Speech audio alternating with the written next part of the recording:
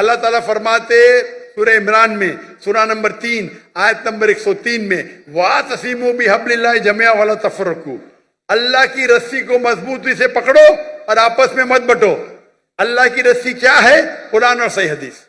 تو فرقے بنانا حرام ہے اسلام میں، لیکن پھر بھی بنائیں گے۔ آپ کا سوال ہے اگر کوئی غیر مسلم مسلم بنتا ہے تو کون سے فرقے میں جائیں گا؟ وہ مسلمان بنے گا۔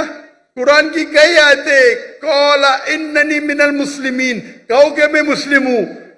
قرآن میں کہاں نہیں لکھی کہ باقی کچھ کہو۔ تو اسلام ایک ہی مذہب ہے۔ اگر کوئی غیر مسلم اپنی مذہب کو تبدیل کرے گا، ہم کہیں گے اسے اسلام میں داخل ہو۔ اپنے آپ کو کیا بولو؟ مسلمان، مسلم، فل سٹاپ۔